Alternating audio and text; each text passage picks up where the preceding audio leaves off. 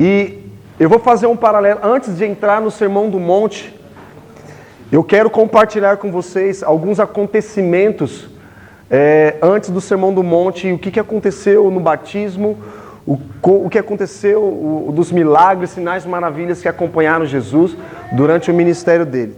E é importante ressaltar que o Sermão do Monte, ele fala sobre a cultura do reino, viver a cultura do reino de Deus aqui na terra.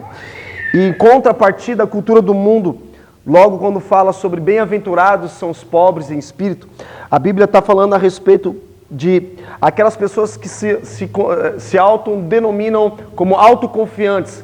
Elas confiam em si mesmas. Já viram aquelas pessoas falando assim, eu confio em mim, eu acredito em mim, e eu posso. Já viram isso? Ou até mesmo você já deve ter falado sobre isso. Eu confio, aquelas pessoas, confia em você, cara, que você vai conseguir, seja confiante. Quantos já leram aquele livro lá, como chama? Segredo. Positivismo. Você tem que ser positivo, cara. A Bíblia não te chama de você tem que ser positivista, tem que ter positivo. Você tem que ser sábio. A Bíblia não te chama para você ser pessimista nem positivista. Se é que sim que pode dizer, mas a Bíblia te chama para ser sábio. Então isso a gente percebe a diferença entre o que o mundo ensina e o que o reino de Deus ensina. O segundo ponto fala sobre hedonismo, aqueles que querem satisfazer a própria carne. E Jesus fala, os que choram, bem-aventurados são os que choram. E eles serão consolados. E a cultura do mundo, a verdadeira felicidade segundo o mundo também ensina que nós temos que ser orgulhosos e soberbos. Mas a cultura do reino ensina que nós temos que ser humildes, como o Senhor Jesus foi humilde. A humildade, ela antecede a honra. Quer ser honrado? Então seja humilde, porque você não será honrado se você não for humilde antes. Você não pode sacar aquilo que você não depositou. Amém? Quarto ponto, a cultura do mundo, o padrão do mundo, a felicidade segundo o mundo também ensina que nós temos que ser satisfeitos, acomodados e preguiçosos. E a cultura do reino ensina que nós temos que ter fome e sede de justiça. Porque Jesus chamou os discípulos que eles estavam trabalhando, quando eles estavam com a mão na massa. Jesus não chama ninguém que é preguiçoso, ninguém que é acomodado. E quando você entra num comodismo, e quando você entra num espírito de preguiça, a Bíblia fala, desperta tu que dormes. Como que você será satisfeito se você não trabalhar? Seja o trabalho, seu trabalho, ou também trabalho para o reino. Então, o quinto, a cultura do mundo, a felicidade segundo o mundo ensina que você tem que ser justo aos seus próprios olhos. Você tem que ser justo. Já aquela pessoa fala assim, eu sou bom, eu sou justo, eu tenho caminhado de acordo, eu não tenho feito mal para ninguém. Então, segundo ele se auto-justifica que ele é bom.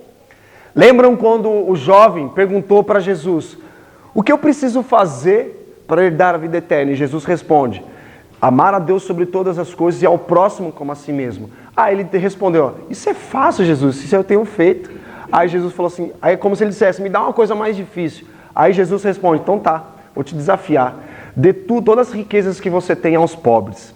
E aí a Bíblia fala que o jovem rico se entristeceu muito, porque ele se auto-justificava, que ele era muito bom, que ele ajudava, que amava a Deus, amava o próximo, ajudava todo mundo, mas Deus falou assim, então uma coisa te falta, pega toda a tua riqueza e dê aos pobres, e vem e me siga. Quando o Niel estava falando sobre dizimista, nós não fomos chamados para ser dizimistas, fomos chamados para ser tudistas. Já viram isso? Tudista.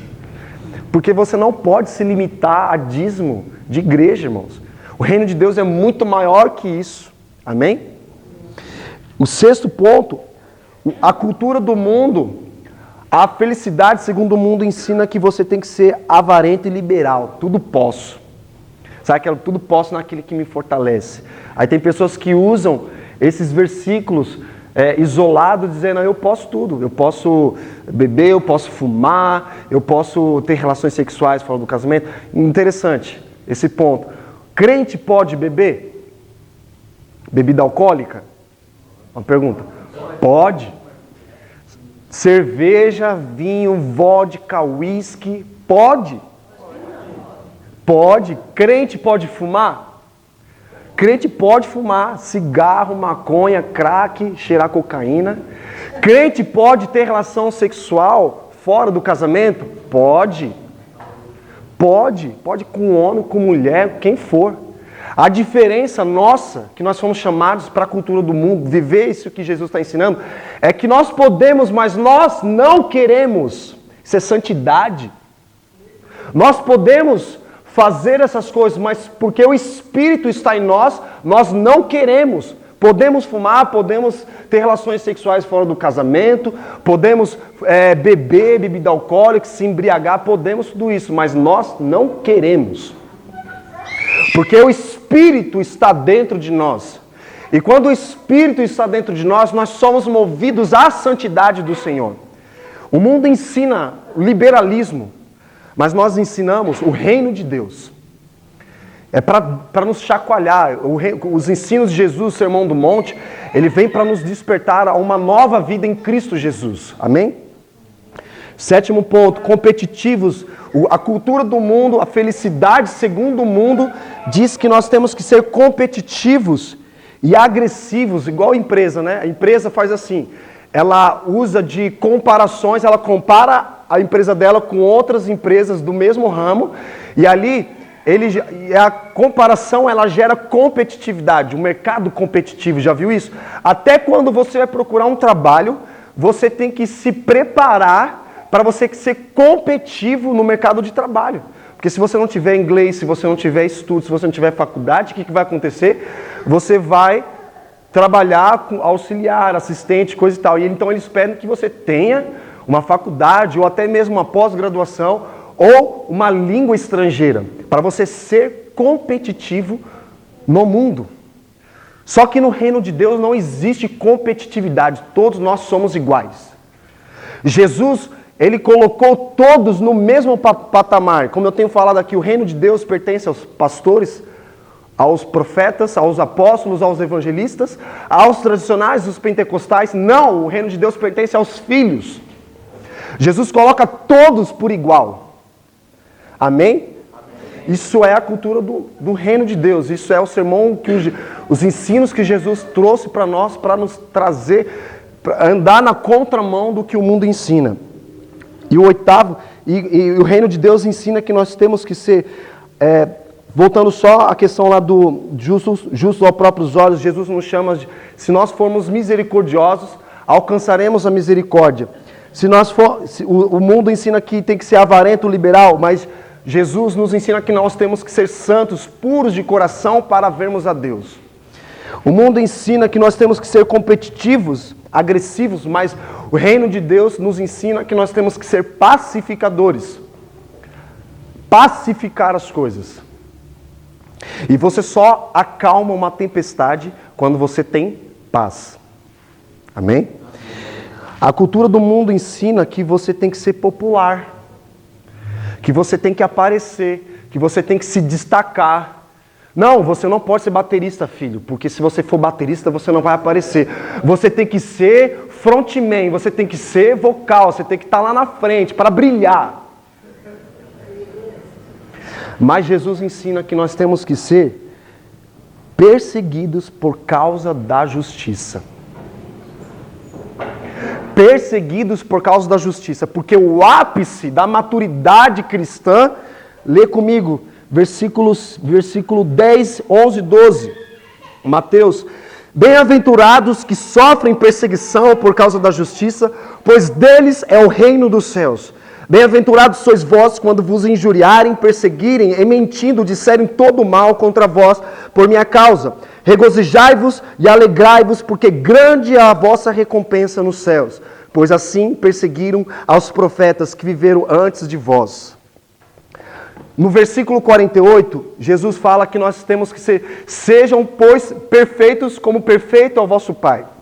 Perfeição é algo inalcançável para mim e para você, mas ser perfeito igual ao Pai é uma referência, um padrão que nós temos que alcançar.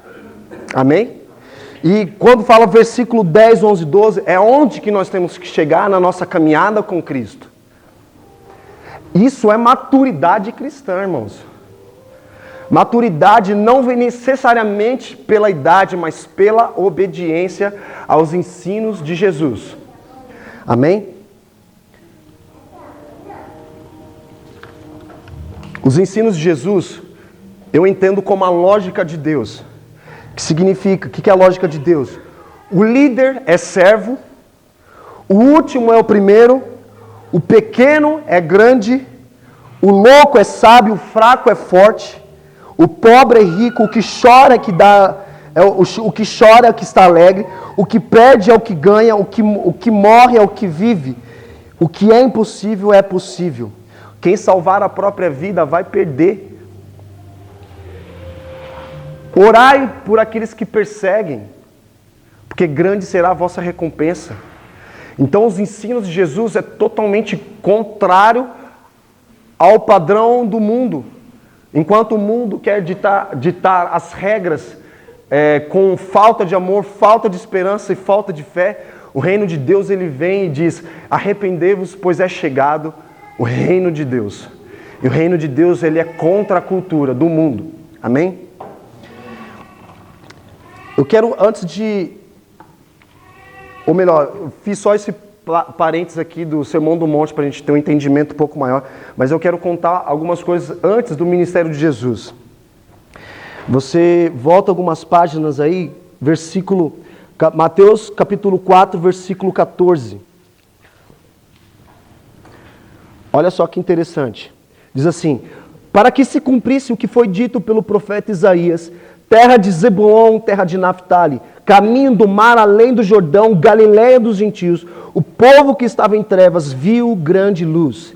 E aos que estavam na região da sombra da morte, raiou-lhes a luz. Desde então começou Jesus a pregar: arrependei-vos, pois está próximo o reino de Deus. A região da Galiléia era conhecida como a região dos rejeitados. E olha só que interessante esse versículo, porque antes de você começar no ministério, você foi profetizado. Você sabia disso? Antes de você entrar no reino de Deus, você foi profetizado por alguém. Alguém orou por você.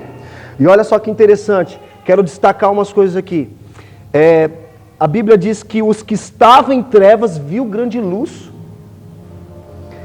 Jesus veio para os rejeitados. Jesus veio para os doentes, Jesus veio para aqueles que estavam presos, Jesus veio para aqueles que estavam em trevas. Como pode vir luz do meio das trevas? E também Jesus veio para aqueles que estavam na região da sombra da morte. Lá em 2 Coríntios 2:4, versículo 6 diz assim: pois Deus que disse, das trevas resplandecerá a luz, é quem brilhou os nossos corações para a iluminação do conhecimento da glória de Deus na face de Jesus Cristo. De onde resplandeceu a luz? Das trevas resplandecerá a luz. Pode surgir luz em meio às trevas? Pode. No reino de Deus, isso é possível. Na cultura do mundo, isso não é possível, mas no reino de Deus, isso é possível. De onde você foi tirado? Das trevas. A Bíblia diz que nos transportou das trevas para a sua maravilhosa luz. Isso é maravilhoso. E aí, a Bíblia vai falando a respeito de uma coisa interessante que eu quero ressaltar com vocês. Tesouros em vaso de barro. Nessa mesma passagem, a Bíblia fala sobre vasos de barro. Tesouros em vasos de barro. O vaso de barro naquela época era algo que não era bonito, não chamava atenção. E é justamente isso, você quando foi chamado, você não era bonito, mas Deus te fez bonito. Ô glória, recebe aí, irmão. Existe, e esse tesouro é o próprio Jesus, o Espírito Santo que está dentro do vaso de barro. Nós somos considerados vasos de barro.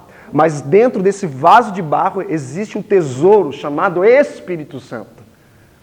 Talvez, por quê? Porque pessoas que se sentem rejeitadas, pensando que elas não podem, não conseguem, não podem isso, não podem aquilo, se fazem de coitados, mas Jesus fala assim: eu sou o tesouro, o seu maior tesouro. Estou dentro de você através do meu Espírito. Então Jesus não te chama para andar com um complexo de superioridade nem de inferioridade. Ah, eu não estou bem, eu me sinto assim, fui rejeitado no ventre da minha mãe não me aceitou. Ah, eu fui preso. Cara, não, cara. Você foi profetizado, alguém profetizou por você.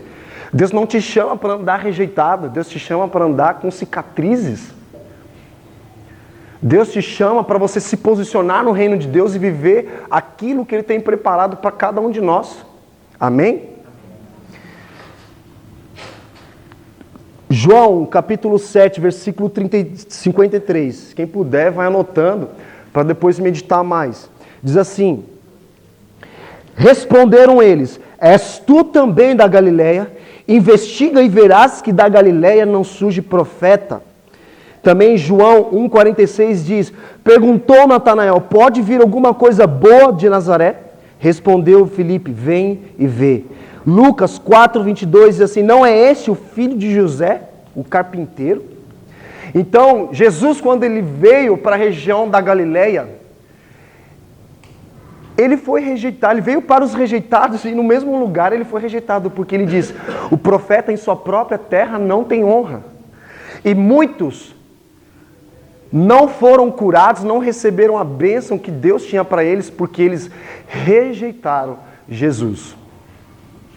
E a Bíblia diz também que ele não pôde curar a muitos por causa da incredulidade, e por falta de honra, por falta de fé. E aquelas pessoas não receberam a cura, mas haviam aqueles que absorveram, receberam e disseram: tu és o Filho do Deus Altíssimo. Olha só que interessante. A revelação de Deus, tenho falado para os meninos no discipulado, foi, Gas? A revelação de Deus, ela gera identidade, e a identidade, ela gera autoridade. Quando Jesus pergunta aos discípulos, dizendo: quem pensam ao meu respeito? E aí os discípulos respondem: tu és, estão dizendo que é um dos profetas, estão dizendo que é Elias, ou até mesmo João Batista. E aí Jesus novamente pergunta para eles: e para vocês quem eu sou? E aí Pedro responde: tu és o Filho do Deus Altíssimo, e tu és Pedro. Pedro teve a revelação que Jesus era o Filho de Deus, que ele era o Messias. E quando você tem a revelação, você é gerado no teu coração identidade. E quando é gerada identidade, quando você sabe quem você é em Cristo Jesus, Jesus te dá autoridade. Porque Ele não dá autoridade na mão de um tolo para exercer liderança com autoritarismo. Ele não dá algo na mão de um tolo para que ele possa gastar nos seus próprios prazeres. Isso é a força do teu próprio braço. Tem pessoas que estão no ministério, estão pensando que tem autoridade. Então elas precisam gritar, elas precisam orar. Na hora quando elas vão orar por uma pessoa que está enferma, quando é com dor de cabeça: Senhor, te agradeço, Pai, traga cura sobre o lugar. Quando é câncer: Senhor, em nome de Jesus, eu oro, shurikantaralaba. Peraí, que Deus é esse, cara? O mesmo Deus que cura uma dor de cabeça, Ele cura um câncer. A Bíblia fala de curas. Você não pode dizer assim: mas o Senhor não quis curar. Foi a vontade do Pai. O Pai não quis curar. A Bíblia diz que nós temos que declarar, proclamar a palavra dEle. E se você não proclama, você reclama.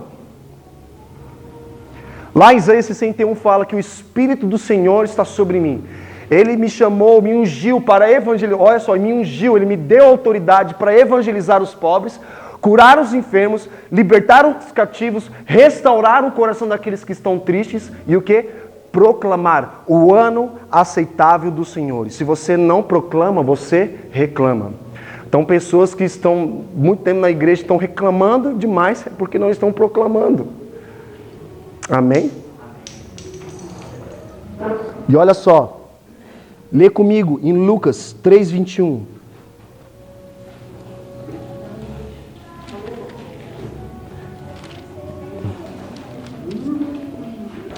Lucas 3:21 diz assim: quando todo o povo se batizava, Jesus também foi batizado. E enquanto ele orava, Enquanto ele orava, o céu se abriu.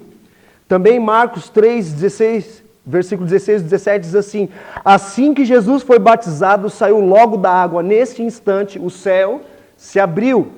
E Marcos 1, versículo 10 diz assim: logo que saiu da água, viu os céus abertos e o Espírito que como pomba descia sobre ele. Não é só somente, ficou bom, né? Não é somente o diabo que é o inimigo da oração. Muitas vezes tropeçamos em coisas que não precisamos nem do diabo para nos impedir. Olha só. O maior inimigo da oração é pedir por algo que já nos foi concedido. Por causa da nossa ignorância, não entendemos o que nós temos. Lembra como tem ensinado a respeito de avivamento? Jesus já mandou avivamento. Você não tem que orar, Senhor, manda avivamento. O avivamento já veio. A nossa ignorância na mente nos impede de desfrutarmos aquilo que Jesus já conquistou na cruz. Nós estamos orando por algo que já foi liberado. E aí você fica como se estivesse lutando boxe contra a sua sombra. E quando o inimigo não está presente, mas você está lutando contra a sua sombra. E o inimigo não está ali. Então muita gente está lutando em batalhas espirituais sem que o inimigo esteja presente. Então nós não devemos orar por algo que já foi concedido. Já foi liberado. Isso aqui, ó, transformação da mente. Nós precisamos alinhar a nossa mente com o que a palavra diz. O avivamento já veio, irmãos. E o Espírito Santo continua derramando da água dele para nos fortalecer, nos preparar para a volta de Jesus. Esse negócio, Senhor, manda avivamento. Não, o avivamento já veio. Isso é maturidade. O Senhor está nos levando a uma maturidade de sabedoria e também de entendimento. De revelação. Que nós fomos chamados para andar em revelação, não por informação. Amém? E quando o céu se abre, a Bíblia diz, o céu se abriu. E o que pode te impedir de viver esses céus abertos é isso aqui, ó, o que está entre as suas duas orelhas. Já ouviu falar de o céu de bronze? O céu de bronze é aqui, ó, o que te impede. E aí a gente fica orando por algo que já foi concedido. Não, o Senhor Jesus fala, cara, eu já conquistei na cruz, o Espírito Santo já veio, agora começa a entrar nesse rios de águas vivas e desfrutem das maravilhas, dos sinais, milagres e maravilhas e continuem aquilo que eu comecei, porque eu já terminei. Quando ele subiu aos céus, ele diz, Pai, está consumado. Terminei, a minha missão na terra se terminou, agora continuarão os meus discípulos. Os meus discípulos continuarão com um chamado. Olha só, de vida que levariam no reino de Deus. Uma série de eventos aconteceu logo após Jesus ser batizado. Um poder que levaria uma geração que saberia viver sob as condições de uma vida debaixo dos céus abertos. O céu se abriu. Então nós temos que entrar nesses céus. Entrar nesse ambiente da presença de Deus, do Espírito Santo. Porque nós somos coparticipantes daquilo que Jesus já recebeu e já derramou sobre nós. Os céus estão abertos. Sabe aquela oração que tem lá em Isaías 66? Senhor, rasga os céus. Eu já orei muito isso, vocês também já devem ter orado. Senhor, queremos rasgar os céus, mas os céus já foram rasgados. E o diabo não tem autoridade para fechar os céus. Porque o que Deus abre, ninguém fecha. Muito menos o diabo. Jesus já abriu os céus. Jesus já abriu os céus. Amém. O que pode te impedir de viver esses céus abertos é aqui, ó. Está entre as suas duas orelhas, a sua mente. Lá em Romanos diz, renovai-vos pela transformação do vosso entendimento, da tua mente. A sua maneira de pensar precisa estar alinhada com o que a Bíblia diz. Amém? Se de fato nós queremos ver uma igreja que tem uma relevância, que vai causar um impacto na nação brasileira ou no mundo, nós precisamos alinhar nossa mente com o que a Bíblia diz a respeito. Abra na tua Bíblia, Lucas 4, deixa aberto, eu acredito que já está aberto aí. A Bíblia fala que Jesus foi batizado, recebeu o Espírito Santo, foi cheio do Espírito Santo, foi levado ao deserto pelo Espírito e voltou no poder do Espírito. Olha só que interessante isso. Jesus, ele foi batizado por João Batista e logo em seguida o Espírito Santo desceu sobre ele, uma forma de uma pomba, e aí ele viu os céus abertos, e aí imediatamente ele foi levado pelo mesmo Espírito, que é o Espírito Santo, ao deserto. Ele foi cheio do Espírito, e a Bíblia fala lá no versículo 14, então pelo poder do Espírito voltou Jesus para a Galileia, e a sua fama correu por toda aquela região. É importante sabermos como nós iniciaremos no ministério. Mas é mais importante ainda como nós sairemos das provações.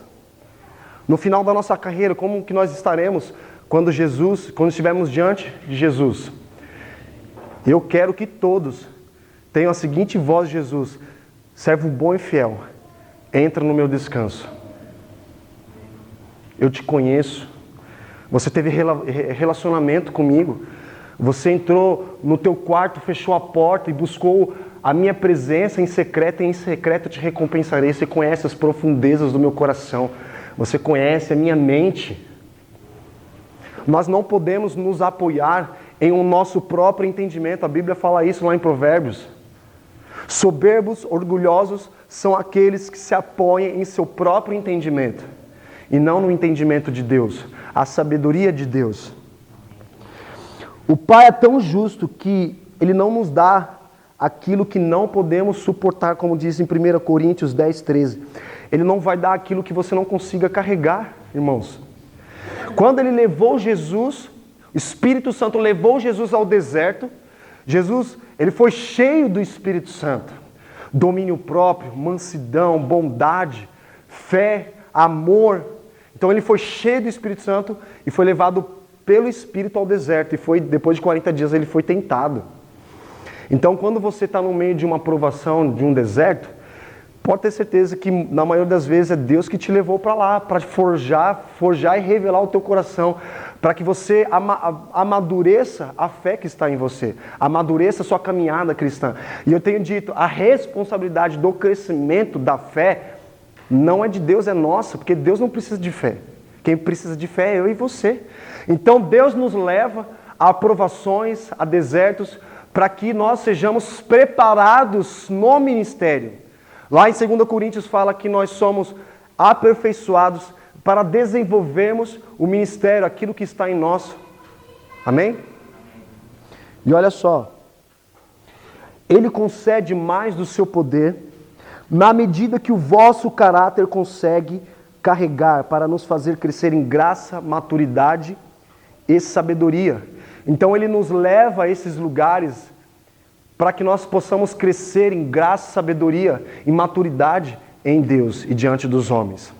Então Ele só vai conceder mais do poder dEle quando nós buscarmos essa maturidade, esse relacionamento.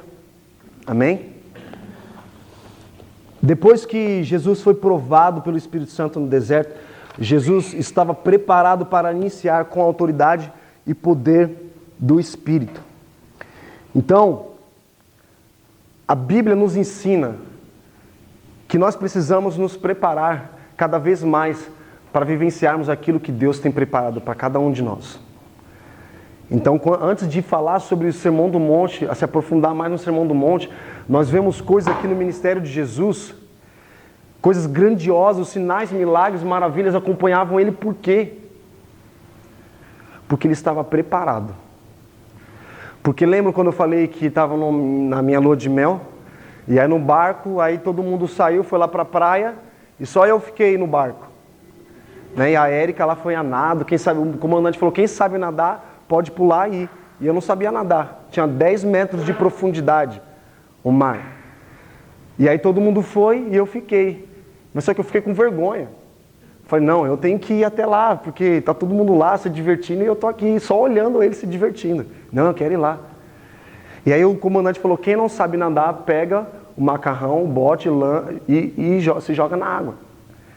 E eu fiz conforme as instruções dele, joguei o macarrão e pulei logo em seguida. Só que eu pulei logo em seguida, meu macarrão foi embora. Eu afundei cobriu todo o meu corpo, e aquela sensação assim de em segundos. Bateu aquele desespero, eu falei, meu Deus, estou me afogando. Aí o pessoal começou a ver minhas mãozinhas batendo pro lado de fora na superfície, e eu tentando achar meu macarrão, não achava, meu carro foi para debaixo do navio lá.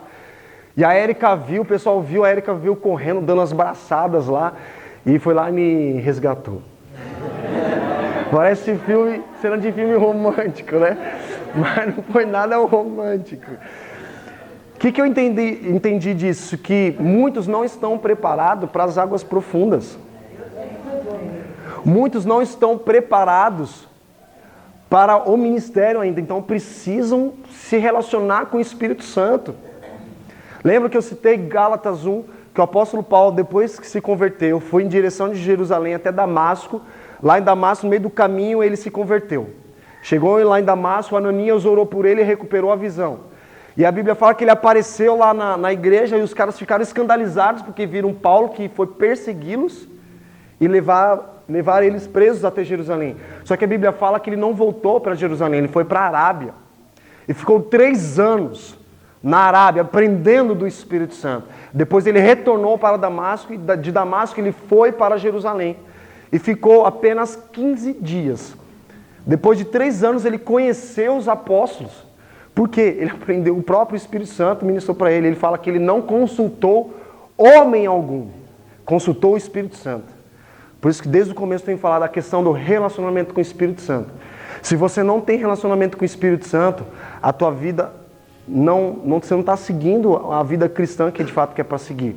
Você vai estar vivendo de gota em gota, de domingo em domingo, para receber uma palavra, para te manter durante a semana inteira.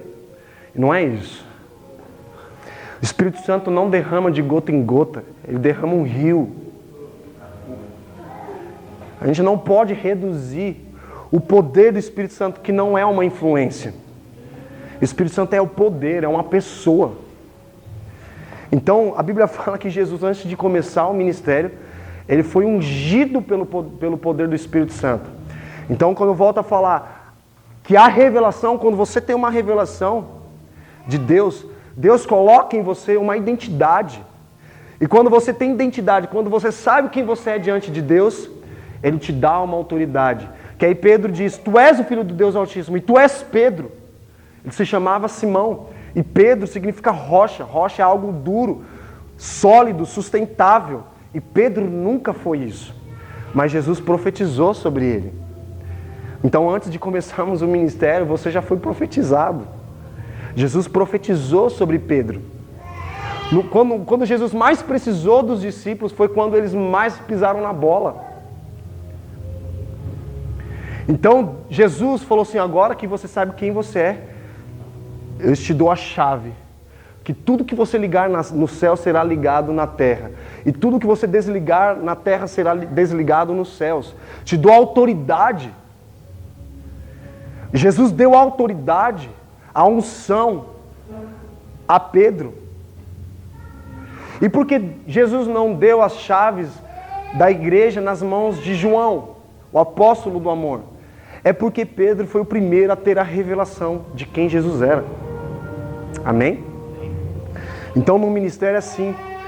Você só está apto ao ministério quando você sabe quem você é, identidade. E o diabo, antes de levar, no momento da tentação, ele fez perguntas a Jesus justamente para deturpar a identidade de Cristo. Lê comigo lá em Lucas 4, versículo 1, versículo 3. Disse-lhe o diabo, se tu és filho de Deus, dize a essa pedra que se transforma em pão. Jesus lhe responde, está escrito que não só de pão viverá o homem, mas de toda a palavra de Deus. O diabo levou-o a um alto monte e mostrou-lhe num instante todos os reinos do mundo. Disse-lhe o diabo, eu te darei toda a autoridade e a glória destes reinos, pois a mim foram entregues e posso dá-los a quem eu quiser. Se me adorares, tudo será teu. Jesus lhes respondeu, está escrito, adorarás ao Senhor, o teu Deus, e só a Ele prestarão culto. O diabo levou a Jerusalém, colocou na parte mais alta do templo e lhe disse, se tu és filho de Deus, joga-te daqui abaixo, pois está escrito, darás ordem aos seus anjos a teu respeito para te guardarem, para que te guardem, e que te segurarão nas mãos, e que te segurem nas mãos, para que não tropeces em alguma pedra. Respondeu-lhe Jesus: dito está, não tentarás o Senhor, o teu Deus. Tendo o diabo acabado toda a tentação, o deixou até o momento oportuno. Você não cai em pecado quando você sabe quem você é. Você só cai em pecado quando você esquece quem você é. Quem você foi chamado para ser? Filho. Mas quando você cai em pecado, é como se, por exemplo, o Joaquim, meus filhos, se o Joaquim fizer uma coisa errada, ele não vai deixar de ser meu filho. Eu sempre serei o pai dele. Sempre amarei os meus filhos, independente do que eles façam. Isso é só um exemplo, não que eles vão ser pessoas ruins. Eu sempre oro e profetizo sobre eles. Mas quando eu profetizo sobre os meus filhos, significa que o meu amor é demonstrado sobre ele. E ele absorve esse amor em mim. Como eu tenho ensinado, o homem, ele gera na criança o caráter. E a mulher gera o amor. É diferente. Então, quando os dois se complementam, traz a identidade de Cristo. Porque nós fomos feitos à imagem e semelhança de Deus. Fomos transformados de glória em glória, segundo a imagem e semelhança de Cristo Jesus. Então a identidade vem sobre nós. Então talvez você esteja orando: Senhor, eu quero ter autoridade, eu quero ter unção. Mas para ter unção você precisa saber quem você é. Você precisa ter a convicção, a revelação. Deus não vai dar algo para você que você não saiba carregar, que você não sabe o que é. Ele não vai dar algo para você sem que você tenha, se você não tiver o conhecimento, se você não tiver a revelação, a sabedoria, Deus não vai te dar. E se você quer tentar ter algo de Deus, você vai fazer as coisas na força do teu braço. Faz muito sentido isso? Você não vai ser movido pelo Espírito, mas pela força do teu braço. É uma das coisas que a gente tem ministrado durante esse tempo todo, para a gente não ser movido pelas nossas emoções, os nossos sentimentos. Como Davi orou: aquieta minha alma, Senhor. Porque muitas vezes a gente se move pela alma. E aí nós temos que fazer a oração: Senhor, aquieta minha alma. Aquieta, Senhor Deus, a minha alma. Porque nós sabemos que a nossa caminhada cristã, muitas vezes nós caminhamos com a alma. Nós ficamos à flor da pele, querendo se... Mas ore: Senhor, aquieta a minha alma. Aquieta a minha alma. A palavra de Deus diz: uma coisa pedi, e eu buscarei, que eu possa habitar na casa do meu Deus, para contemplar a tua formosura e a tua glória. Precisamos aprender a contemplar a formosura e a glória de Deus. Isso nós fazemos em solitude, comunhão com o Espírito Santo. Quando eu era criança, eu gostava de fazer, sabe o quê? Quem já acompanhou o trajeto das formigas? Quem já fez isso? Cara, eu achava aquilo maravilhoso. E eu tinha vários pensamentos. Eu tinha 7 anos de idade, eu olhava aquilo, eu achava fantástico. E ainda eu tentava ajudar a formiguinha, colocando uma folhinha em cima dela, e ela tentando carregar aquela folha, e elas levando tudo para um lugar. Eu ficava admirando aquilo. E Deus fala muito em coisas simples. Nós precisamos aprender a contemplar a criação de Deus. Como domingo, a lua de sangue, lá, a lua vermelha, minha sogra ficou extasiada. Eu fiquei maravilhado. Meu Deus, eu nunca vi coisa igual. Quem viu lá a lua vermelha? Abigail. Cara, maravilhoso. Eu fiquei admirando, contemplando a glória de Deus. Porque os sinais apontam a volta de Jesus.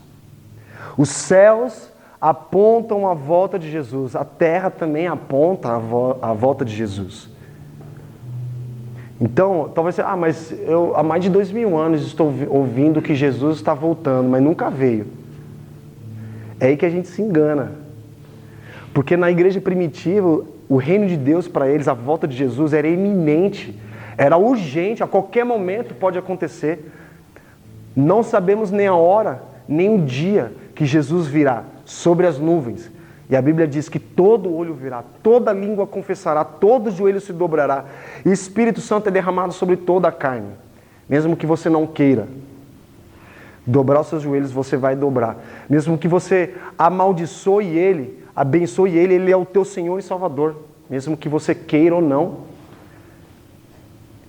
Então nós só precisamos alinhar a nossa mente com a mente de Deus, com o que a palavra diz a respeito. Eu não fiquei nem um pouco com medo, porque eu fiquei pelo contrário, feliz demais. É um sinal, um grande sinal da volta de Jesus. E como que nós vamos continuar a nossa caminhada cristã? Desanimados? Acomodados? Preguiçosos? Satisfeitos? Orgulhosos? Competitivos? Autoconfiantes? Ou de fato nós vamos viver aquilo que Jesus está nos ensinando? Porque ele fala assim, ouça, sábio é aquele que ouve, porque a palavra a fé ela vem pelo ouvir, e ouvir o quê? A palavra de Deus, não a palavra do homem, não a cultura do mundo, mas a cultura de Deus. A fé ela vem por ouvir a palavra de Deus, e uma coisa que pode te impedir de viver os céus abertos é o que está entre as suas duas orelhas, a tua mente. Então o Espírito Santo quer renovar a nossa mente. O Espírito Santo quer transformar a nossa mente. Será que nós vamos viver ainda uma vida cristã superficial, rasa e segura? Ou vamos viver um sobrenatural de Deus? Se Deus fala que cura, então Ele cura, eu creio. Se Deus fala que existe um espírito profético de profecia, eu creio. Se os céus, a lua aponta a volta de Jesus, como foi profetizado, eu creio. Eu não tenho temor, eu não preciso ver, eu não vi Jesus, não vi anjos, mas eu creio, porque o Espírito testifica que nós somos filhos. Eu separei esse versículo aqui quando Jesus foi profetizado, quer ver? Vamos ver se eu acho aqui.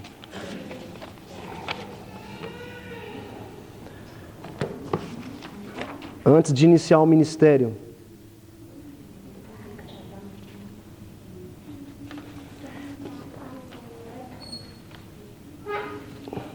Aqui, Mateus 2:23, diz assim. Abre em Mateus 2:23, na sua Bíblia. Mateus 2:23. Mateus 2:23 diz assim: E foi morar numa cidade chamada Nazaré, para que se cumprisse o que fora dito pelos profetas. Ele será chamado Nazareno. Pode vir alguma coisa boa da Galileia, onde é a região de Nazaré?